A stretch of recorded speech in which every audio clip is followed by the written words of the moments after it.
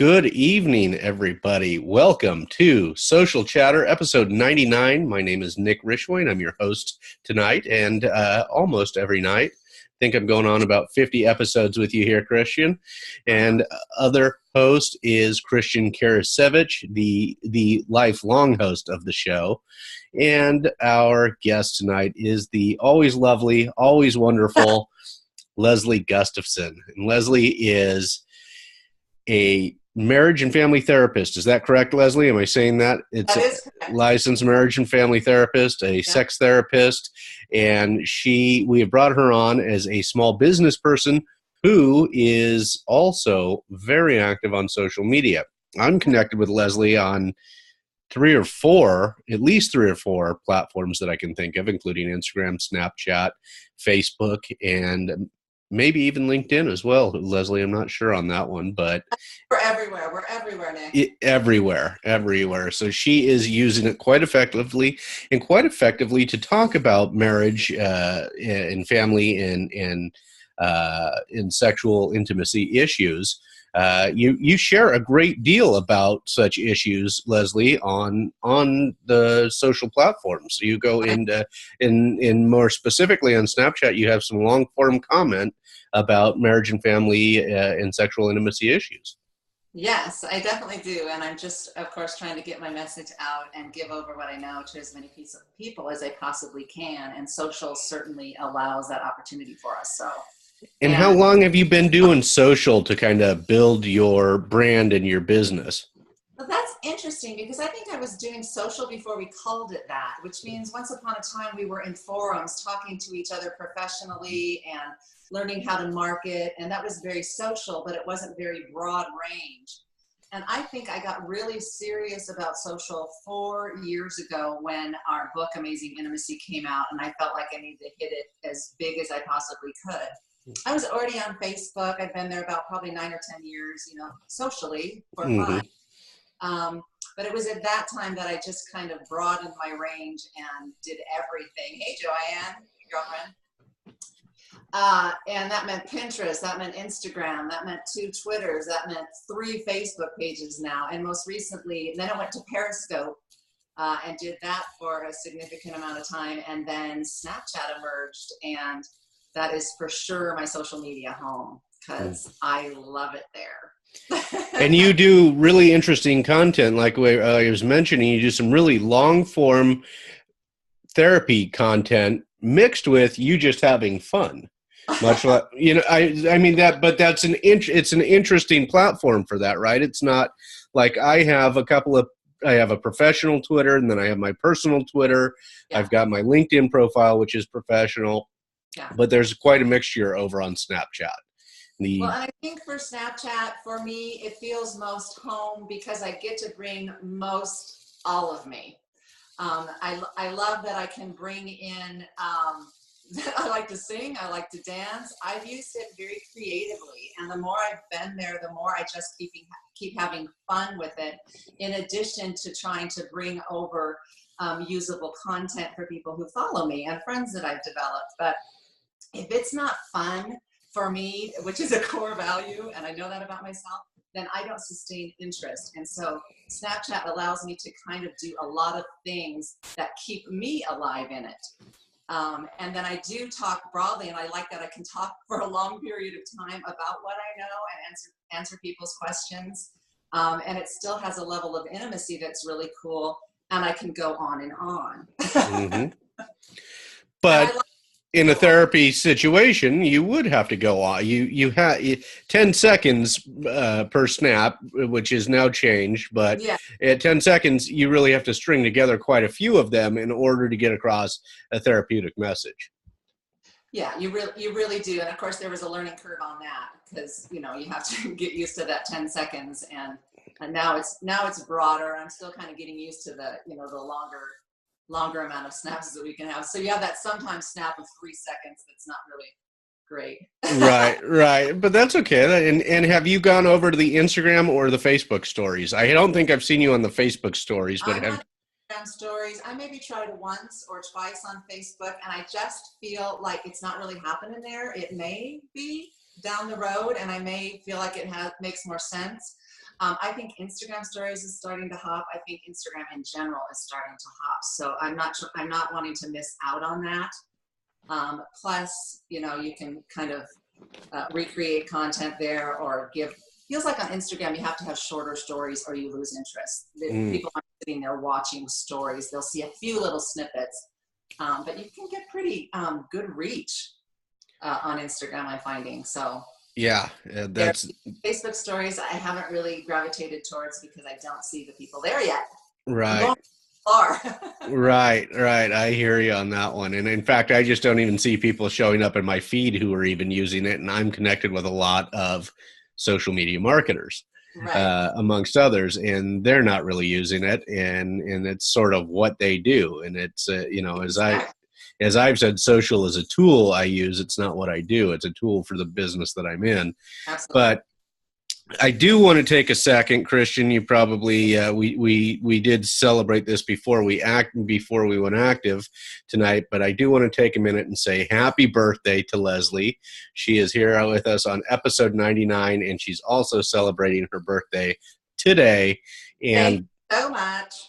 and the rest of August, as I understand it. And the month of August, I started early. I started on the 28th of July, and I'm going till the end of the month.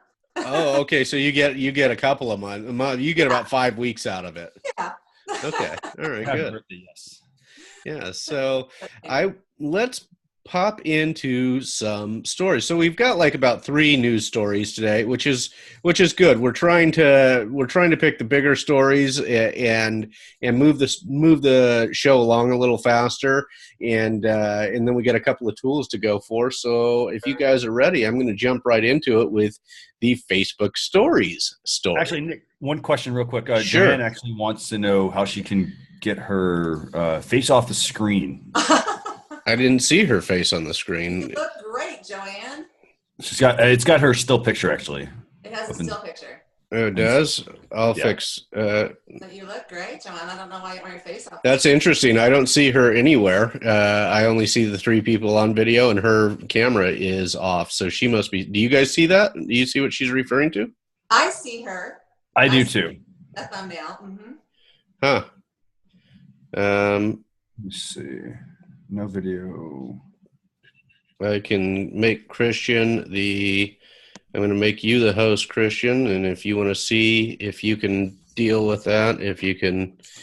I don't see it anywhere, and I don't imagine that it's going to show up in because we've got audio and video off for her. Yeah. So I can remove her, but I think removing her is going to actually take her out of the actual show. It'll take her out of the show, and we don't want to do that. We don't really see you, Joanne. You're safe. You're safe. So anyway, now that Joanne has screwed up my my rhythm here, which I would expect only from Joanne, let me get to Facebook Stories has unlocked public sharing. Now, I personally am going to lead with this by saying I think this is an effort to get more people to use Facebook Stories. So this is an article from TechCrunch on July 30th. So this is about a week old, almost a week old. Facebook could jumpstart its Snapchat clone by letting social media stars and public figures post stories publicly. When Facebook Stories launched globally in March, you could only share to all of your friends or a subset of them. If you allow public followers, you can post your story publicly to anyone so they can watch. And this is Facebook spokesperson confirmed to TechCrunch that this is something they rolled out a few weeks ago. Public setting allows your followers to see your story in addition to your friends. As for if or when pages will be able to post stories, Facebook tells the author of this article, for pages, there's no specific timing to share there quite yet. So public sharing gives Facebook Stories the potential to mint or popularize internet celebrities the same way Snapchat and Instagram Stories can. So what are your thoughts on this, Leslie? Is this something we were talking in sort of our preliminary to the stories here tonight, that neither of us are using Facebook Stories? I have not seen Christian use Facebook Stories yet. What are your thoughts? Do you think this will be a driver in changing that if people can allow the public to view their stories? For me, it doesn't do much. Okay. I mean, I have some followers on my personal page, but it's not enough to really warrant much shift for me. I'm more interested when our business pages can do something with stories. Yeah. That would be of interest to me. That would be of interest. Yeah. It's much for people. I agree with you. I think it's about, getting more interest in the stories. Like, wow, maybe more people can watch, but for me, that doesn't shift much. It doesn't shift much for me either. Christian, what are your thoughts on this? So I think if I'm a business, I think that, like right now doesn't do much for me at all. So by the way, speaking of why I don't have stories yet, I'm not using them. I'm not using them because I don't have the option yet, actually. Oh, really? So, yes. It's weird. I had it at one point and then it disappeared. But I was checking it earlier this week and, coincidentally enough, there were like 4 people using it out of my entire list of friends. And I was like, okay, either A, they don't have it, or B, either A, they don't have it, or B, they're just not seeing a lot of use in it. But I think when this becomes, I like the fact that they're going to actually make stories public, because this is going to help you bring in a whole new group of audience. I think now if I'm a business, like right now, this is not available for pages. But the way this could be useful is if I'm, a lot of people always say this, hey, you shouldn't use your profile for business. You shouldn't use your profile for business. There is a correct mix to doing that. Like you post it on your page, you can share it back to your profile. Like that's perfectly fine versus going to your profile and just using that as just a direct messaging channel of like everything I post is about business. In that sense, I could do stories that are saying, hey, I just did this awesome thing on my, for my business, and push the information that way. So I can still use stories, even though it's not available for pages yet. That's a good idea. I like that idea. I hadn't thought of that. That is a good idea. I think this is again. I think it's really a push by Facebook to try and get more people using it, so that they can maybe make some more social media sensation stars. I'm looking at the Facebook stories on my device right now, and I see that 2 people. 2 of the 4 people who have recently posted stories are former guests of our show. So we've got Brian Fanzo and Sonia Figueroa are 2 of the people who, of the 4 people that I'm connected with, several hundred, and only 4 of them have done stories on Facebook in the last. So, right. I've got 5 stories right there, and I've got about 900 friends. Right. So, so I think they need to do something to make it take off. But again, Facebook is almost diluting the brand. I mean, if I have the option on Instagram and I see what Leslie does on Instagram and Snapchat, do I need to watch Leslie's story? And this is nothing against you, Leslie, but do I need to watch the story again on Facebook, right? I mean, it's agreed. And I wish each social media would kind of stick to what they do best. And I think Facebook is really where we're trying to connect with our friends. And you're already kind of posting what you want people to know. So to then have another story, people are like, I already got it. Right. Well, and so kind of speaking to that, by the way, Leslie, is that this has been Nick, I mean, since I've been doing this show, one of my points has always been,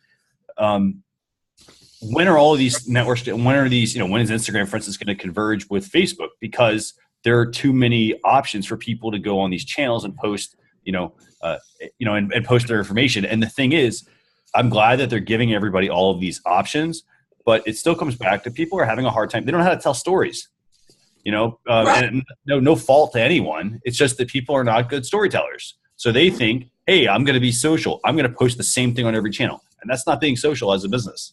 No, yeah, it's not.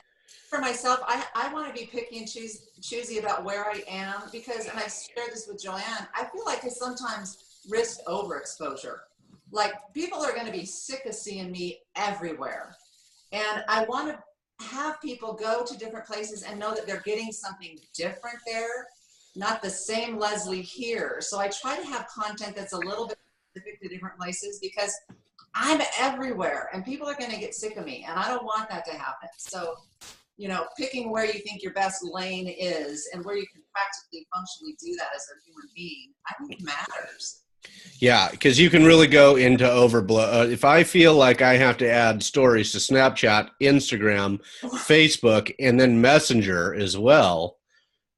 Well, and I did that today because I did my big hike yesterday and I posted it on Snapchat. It's a very long story, and I was tired today, so I told everybody on Instagram, go to my story on Snapchat because frankly, I'm not posting it here. I'm tired. Exactly. Yeah, and that's it. I mean, you've got a business to run and a family to as well. So you can't just be posting stories all day on all these platforms. So and by the way, Nick, this is a great point you just brought up. I mean, I was talking about this with Ross actually, Ross Brand. He and I were talking about this the other day, and we were talking about how one thing that was really irritating for him was he has to go in and schedule content all the time on all these channels. Mm-hmm. He's like, it takes a lot of time to do that. We're looking at some different solutions. And I mean, you're absolutely right, Leslie. It's about not, you don't need to expose yourself everywhere. I mean, no. You want to make sure, you have enough out there, but you don't want fatigue basically. Mm-hmm. Right. And fatigue for the content creator as much as for the viewer. Exactly. All right. So I think we handled that story as much as it has for us. Our next story is also a Facebook story tonight. Newsfeed FYI, showing you stories that link to faster loading web pages. This came out yesterday from the Facebook's blog.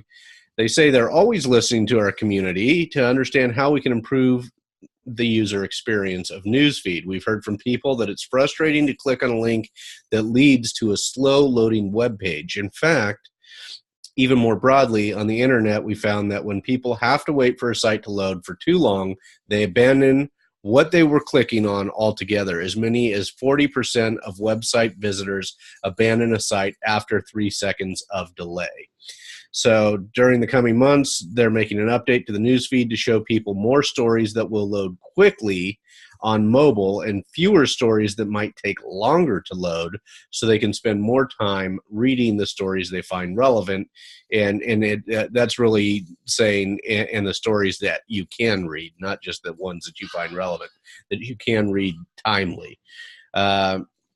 Taking loading time into account. With this update, we'll soon take into account the estimated load time of a web page that someone clicks to from any link in the newsfeed on the mobile app. Factors such as person's current network connection and the general speed of the corresponding web page will be considered. If signals indicate the web page will load quickly, the link to that web page might appear higher in your feed. I think this is really important for businesses to make sure that their mobile-friendly websites are fast acting. Christian, what are your thoughts? I'm going to switch it up here for a second. Christian, I'm going to say this. I think on one hand, this is huge for businesses, and I think that here's the reason why. So businesses, it seems like Facebook is trying to cater to the very large company, the company that has the IT staff, that has the website team, that has the SEO team, like the team that can sit there and optimize their content and constantly do that, because that's what needs to happen when you have a website, right? You can't just build your website, leave it, and forget about it. So I think on one hand, this actually really hurts the small business because it takes a lot to maintain a website. You're constantly having to tweak things, remove plugins, add plugins, all that sort of stuff. And here's where it hurts a business. So most of the time when a business is going to use a hosting company, they're going to go with, a small business, they're going to go with an inexpensive host. They're going to go with, like a GoDaddy or a HostGator or something like that charges $4 or $5 a month, which people are like, well, hey, I don't want to spend $60 a month or $60 a year for a website. That's the first problem. And then what's going to happen? Well, okay, so people are going to go with cheap hosting. Second thing is they're going to install plugins because, hey, plugins on WordPress, for instance, which are what most sites are built on, they make the sites, really function. You can add all sorts of features and whatnot, bells and whistles, in a matter of minutes. And by adding these two components, here's what ends up happening. Well, all these things, they're shooting all over the place. They're going to conflict. And so a business is going to end up with a very slow website. Hence, they're going to get penalized by Facebook, very likely in the newsfeed. So I think you made a great point. This is really important for businesses. I'll give you guys some tips in a minute on how we can go about improving that. But let's hear what Leslie has to say. Let's hear Leslie's input. I liked this one. I thought that just makes sense. And I hear it from a couple different vantage points. Yes, we do. Our attention span these days is like nil. And so if we can't get to that website really quick, we do disengage. I also hear it as a social commentary about like, if we can't have it now, we're all just so drilled into getting things quickly. But I do the same thing. If I can't get there, I just disengage and go on to something that's more, engaging. So I think it's really important. I think that's helpful. I think time, so it's doable. I agree. I think it is helpful. I just think it's something that businesses are going to want to be aware of, and they're going to have to update their websites, or they're going to have to make sure that their mobile friendly websites are really fast acting or really responsive.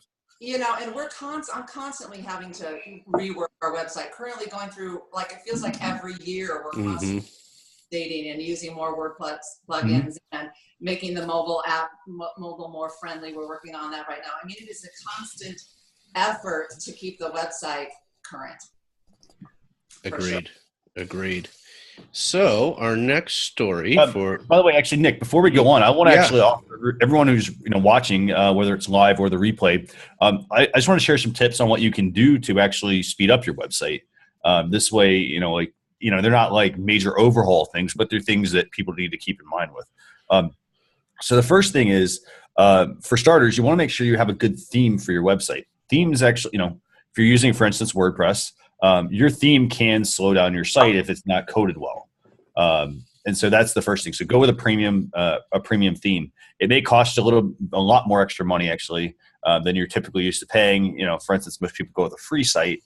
But if you go with a premium theme, that is actually going to be a good start because you're going to get good code and you're going to get things that load properly. Second thing, WordPress plugins. I love them, but you also need to be you need to be on top of how many plugins you install. You don't need 50 plugins to do everything. If you can help it, try to only install the base features, the things you can't add, that would take you a lot more time to code. And speaking of coding, I'm not saying you have to actually that you have to do the coding yourself, but you can hire out to have somebody code certain things that will make your site load more quickly. For example, most of these buttons that people add to their site for sharing to Facebook and LinkedIn and Twitter and so forth, most of those take up a lot of resources on a site because they're constantly checking out to all the sites. So what you want to do is you can go with some plugins, but just be mindful about how many reviews they have. Kind of go with the popular ones because those are the ones that are going to be up to date. And lastly, if you've got plugins installed you're not using, they're deactivated, for instance, in WordPress, you still want to remove those from your site because they're still loading resources. And so take those things out as well. And that, I think, those right there can help speed up your site. Very good. Very good input. Stuff I definitely did not know.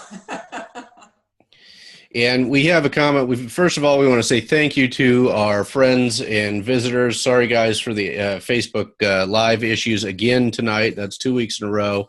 We will try and get it resolved by next week. We've got Danica, former guest from last week, actually. Danica's here. We've got Joanne Kroll here. Morris Lilienthal's here. Nicola Bood, Chelsea Pites, and Joe Wilson. Thank you all for being here.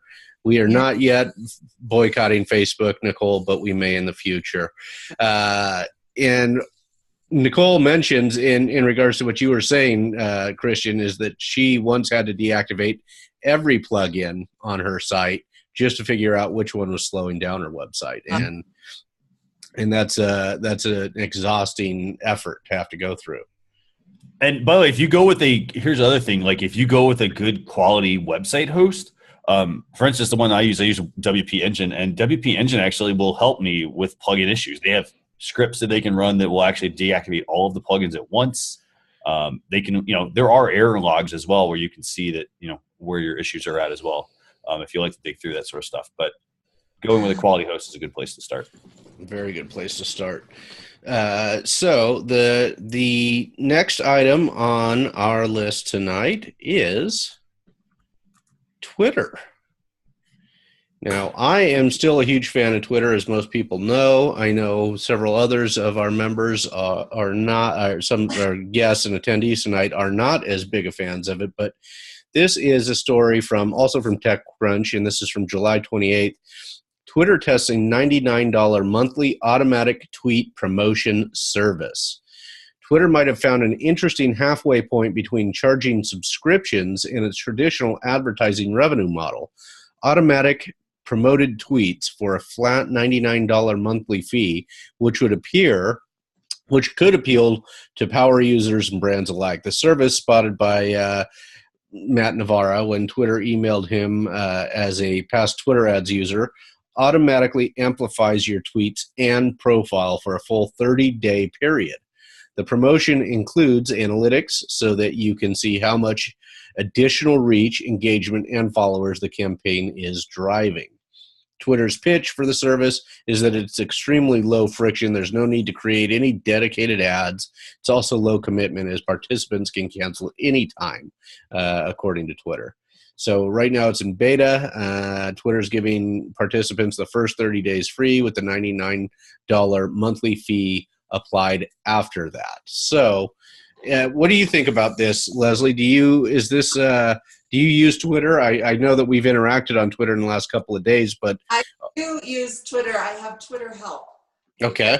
Twitter is like the big, huge cocktail party. I'm not sure anybody's hearing each other. However, I don't know, is this even fair? Like, some people are gonna like pay the money to get seen. I don't know. I try to be Twitter friendly. I find it a very challenging platform.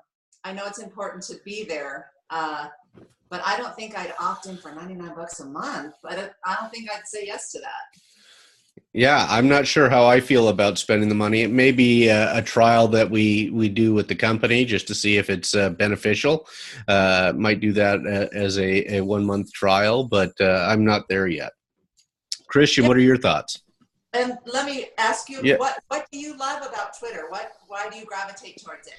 So I like Twitter because I've made some real relationships on Twitter. Several of them, I think a few of them are here or have continued to build a relationship because it can be quick and fast.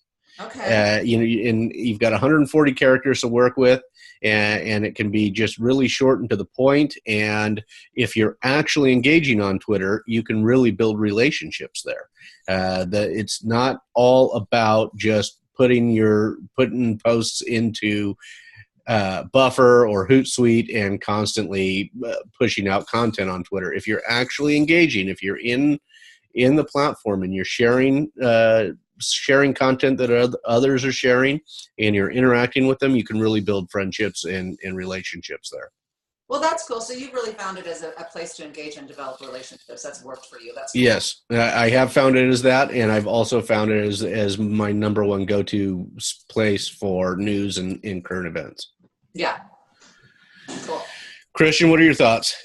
So I think that the $99 fee, so here's the thing. I think going kind of back to what Leslie said earlier, it takes a lot of time to run a social media channel. I think having a $99 a month fee to help run some of those, for instance, Twitter ads, I think that actually makes a lot of sense for some businesses. I would actually go your route though, Nick. I think I would do the 30 days, see how it works, kind of get a baseline on it and see if it's actually worth continuing. Am I going to generate $99 from Twitter every single month? I'm not sure about that. I think that it could work. Again, it's worth the 30 days, but I think that, if I'm a business, if I'm a small business, for instance, that's a lot of money to put out a month just for Twitter. Yeah. Correct. I like the idea, actually. I actually kind of wish, who else would I rather have run my Twitter ads? Would I rather have, some some person who claims they're a Twitter ads expert, for instance, on social media, run my Twitter ads for me, or would I rather have Twitter run my ads for $99? Right.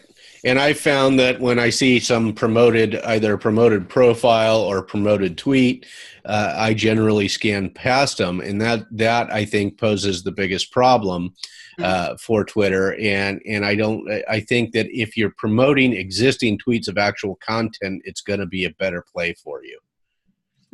For those people who are actually interested in the type of content that you're producing and sharing, I think that this would be something worth trying. Now, Danica says down in a small business person, she said there are so many other ways that I would spend $99 a month. Mm-hmm. I was thinking about the manis and petties and the hair, but that's just me. Fair enough.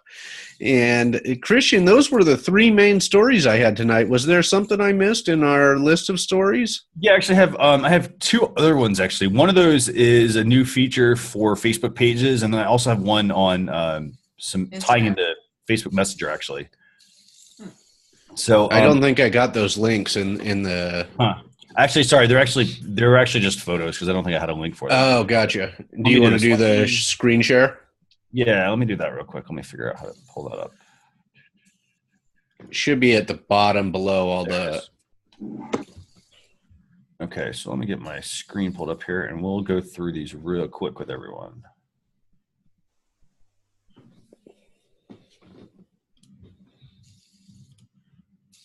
Okay, so the feature I want to actually tell everybody about is a new feature for Facebook pages.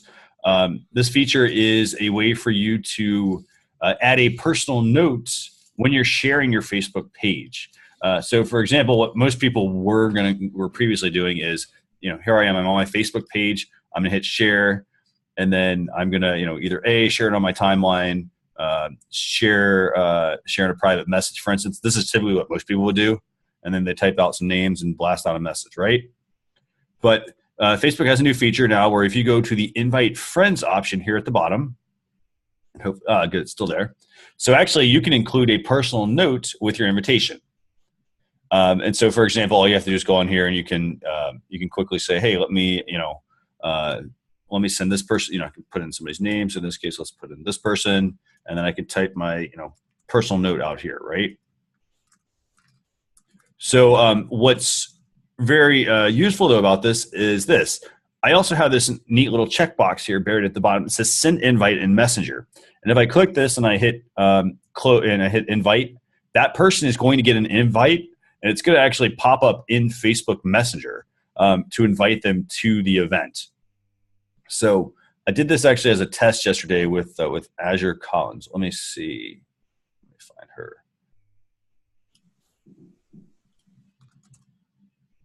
Or sorry, Azure Color. Sorry.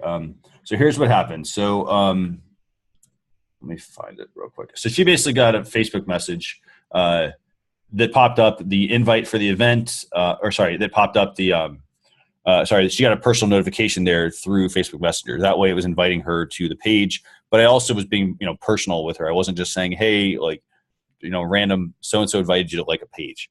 So that's the first test, or another feature for today, for this week. You still there, Nick? Sorry, I muted. I think this is one of those ones that you want to be careful with, right? Yes. Because you don't want to just, guess what? Now I just spammed everybody I have as a contact or a page follower, and I just hit all of them in their Messenger inbox. Like, no. If you and I have conversations regularly, or it's a one-off, then shoot me a message in Messenger. But if we are connected, or I'm following your page and you hit me with a Messenger message, I don't know. That's probably that can be a very risky proposition. That could get some unfollows in a hurry. Yes. Not just unfollows, like you can get defriended, I think, at that point. Right. I think you got to be careful with this one. What's our next feature that you found? So the next feature, and this is actually for Facebook events. How many of you use Facebook events out there? Probably not many, I'm guessing. But at the bottom, buried, and this is crazy. This is literally buried at the bottom of the event. So you create a Facebook event. And here, I'll actually show you guys how to do that real quick. So for those of you who don't know how to create events on Facebook, go to your Facebook page. There's actually an event section off to the left. you can go in there and you can type, create your event. In this case, we've got an event. In this case, this was for tonight's show. If you scroll all the way to the bottom, buried at the bottom is this shared messenger option. This is pretty slick. So for example, I'm done with this event, right?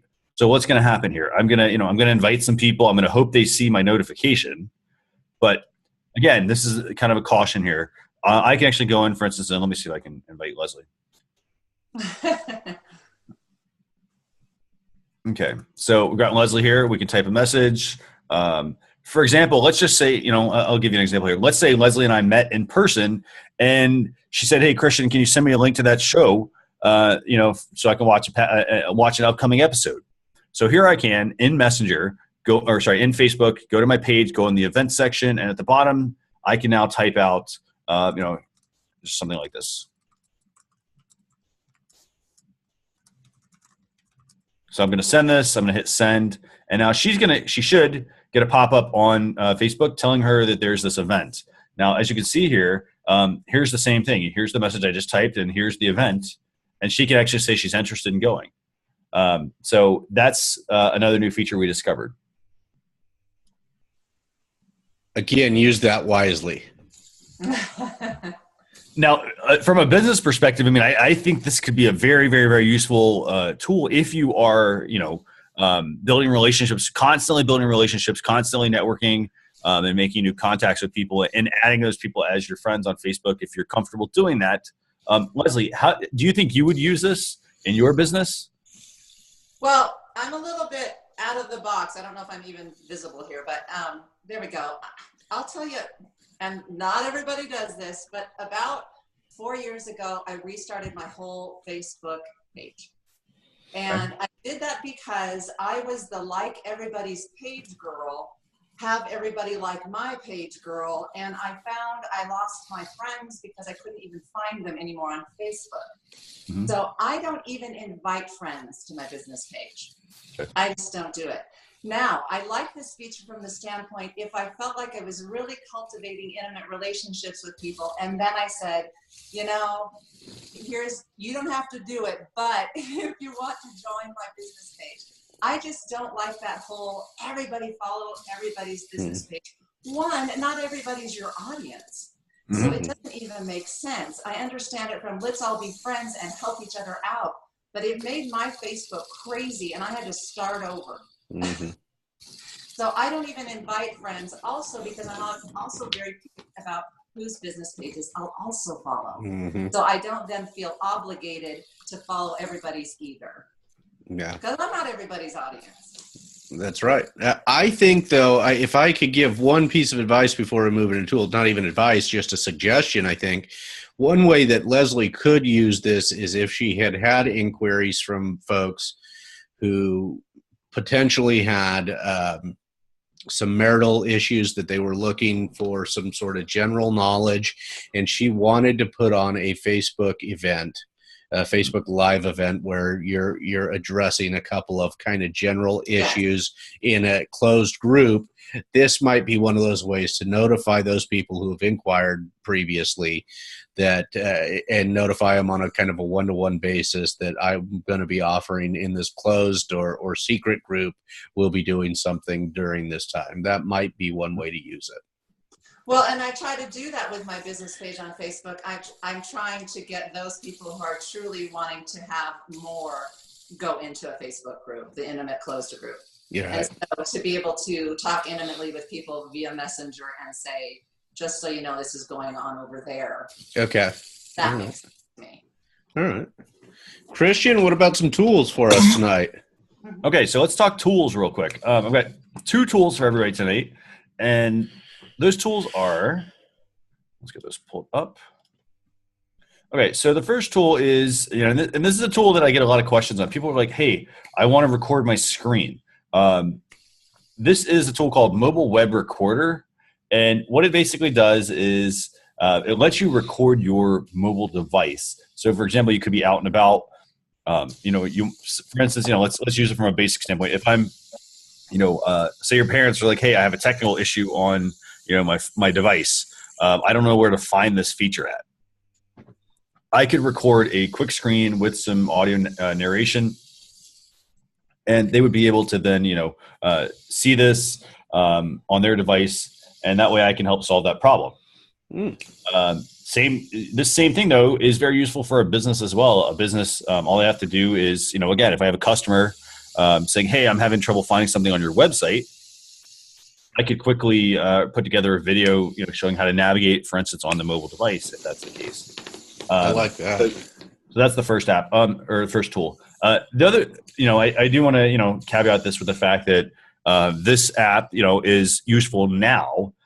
In September, October, Apple's if you're an iPhone user, for instance, Apple's releasing iOS 11, which actually will have screen recording built in to the device. Nice. To the operating system. So you'll be able to also do some of that as well. But in the meantime, this is a very, very, very good tool to have. For those times you need to record your screen and share it with people. Yeah, that looks good. And Danica is in the chat saying she can see that. She likes it, but she can also see it being used for bad reasons. But Danica, we've heard the same thing for people on Snapchat. Yeah, there's plenty of us adults over there on it and not using it for bad reasons. By the way, Nick, I don't know if you can drop the links to those in the Zoom chat. I'm not sure how to do that on here while we're. Yeah, I can't do it. I can't do much of anything while we're in screen share. Oh, okay, good. Okay, good to know. So then the other tool that we have for you, this is an Instagram tool. It's called Instagrids Pro. And a couple of things I want to mention to you on this. So this is, it's a $4 app, but what it does is it lets you take your large Instagram photos and you can, basically create different collages. You can break them up into different pieces. You can overlay text, different styles and whatnot over top, and then share it. It helps you basically have different Instagram content than the typical content that everyone else is sharing. You can add stickers, for instance. You can add, for instance, some text over the top of an image to really create, a nice collage image. And it breaks it up into neat little squares as well, which I find very useful. Cool. Now, what I wanted to mention about this app is, yes, it's $4, but the other thing is it actually allows for commercial use. So that is one thing you have to look at with some of these apps. Some of them, say, hey, it's free for, personal use. But if you're going to start sharing stuff out, they want you to upgrade typically to a higher package, or buy some, monthly subscription or whatnot. But that's the tool. It's called Instagrids Pro. Okay. Any Instagrammers in the chat who would probably use this? Nicole says she would. And Nicole, I've seen on her Instagram, actually, she had to show me because I don't have an eye for anything aesthetic or or anything like that. She had to show me that she was actually kind of breaking things out into sort of a pattern that I was unable to see. So, and Joe Wilson mentions that thinks that there's got to be a free equivalent for this. And actually there is. Instagrids, for instance, makes Instagrids and Instagrids Pro. There is a free equivalent to that basically. So, very likely what's going to happen is a company is probably going to remove some of the features that you have. For example, I don't think they give you stickers or, different styles you could overlay, but you can actually do the grids feature. So you could combine that conceivably with multiple apps if you want to, an app for adding stickers, maybe, and then this one as well. So excellent. And that is just about wraps us up for the night. We do want to hear from Leslie. Leslie, where can our listeners, as if most of these listeners don't already know you, where can they find you? Where can they find me? Everywhere on social media, particularly Snapchat, but my website is authenticandtrue.com. And there is lots of free resources there and lots of WordPress plugins. Okay. Authenticandtrue.com. I put that in the chat. And for those who want to follow you, I know that you're at Leslie Gustafson on Twitter, but on some of the platforms you're at LD Gustafson, correct? A little bit of, probably like all of us have different things. On Snapchat, I'm LD Gustafson. On Instagram, I'm Leslie Gustafson 1 because apparently someone trumped me. Oh. And then I'm kind of Leslie Gustafson everywhere else, or Authentic and True. Authentic True on Twitter, Leslie Gustafson on Twitter. So I'm pretty easily found. But most everybody here, I think, Snapchat buddies, and for the most part, yeah. Yeah, most of them. There's a couple on here I'm not sure you know. We got Morris and Nicole with us tonight, but yeah, a lot of Snapchat folks here. So I want to thank you again, and once again, I want to wish you a happy birthday. So much. Thanks for ringing it in with me, everybody. Thank you, Barb. Thanks for being here, Barb. Christian, we will get this thing figured out with the Facebook Live, hopefully, but at least we have some video for the YouTube replay, and hope everybody has a wonderful night. Thanks once again for being here. Everybody, thank you, everybody. Have a good night, everyone. You too. Bye. Bye-bye.